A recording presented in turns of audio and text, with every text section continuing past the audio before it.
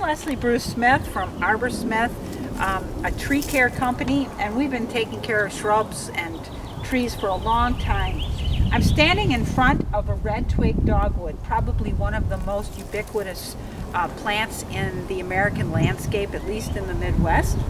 And I'm going to talk a little bit about how to trim using color. We plant this plant and its near cousin, the yellow twig dogwood, in our landscapes because of the beautiful color, especially during the winter months. We're just coming off a really severe winter and it's really yucky outside, and it's fun to be able to look outside and see that beautiful red color. And in the very cold of winter, this color is a vibrant, vibrant red. And often what happens in the landscape is that these shrubs get sheared, and when they get sheared, all the growth gets stimulated right at the point of where it gets cut, because our pruners are not just growth stoppers, they're actually growth stimulators.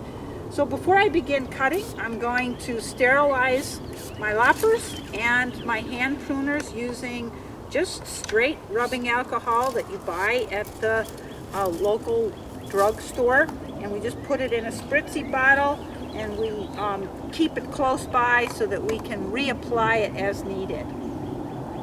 And the first thing that we look at whenever we approach a shrub that needs pruning or a tree is to take out deadwood.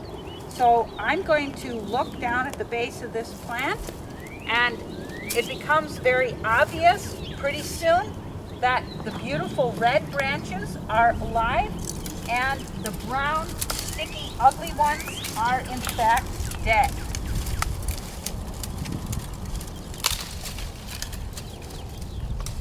So here we have a dead branch that is brown and sticky and ugly looking. And the thing that often happens with these red twig dogwoods is that this brown, ugly color dominates the plant, because this beautiful red color is what comes out on new wood. So what we want to do with these growth stimulators is cut at the base of the plant or the shrub to promote as much new growth as we can right from the base, to get as many of these beautiful bright red sticks as possible. Further down in this plant, I see that there's a dead branch that has actually been dead for so long that it's rotten, and I can just pull it out by hand.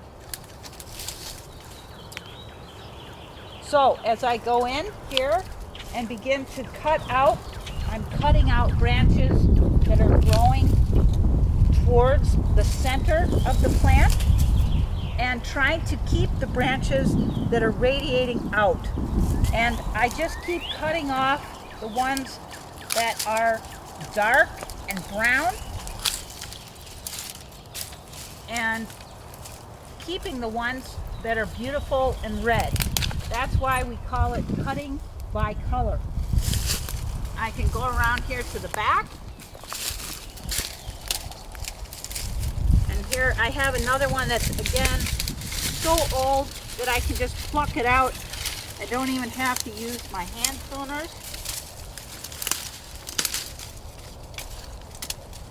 And here's another one that's brown and ugly. I want to get rid of that and stimulate growth at the center of the plant so that I get that beautiful red color, especially as we have increasing energy from the sun with the longer days. We're in the month of April right now, and these plants grow most vigorously during the summer of the year when the sun's energy is strong, and we are trying to get it to do a lot of healthy growing during that season of the year, so that as we move into the winter, what we have is these beautiful red color.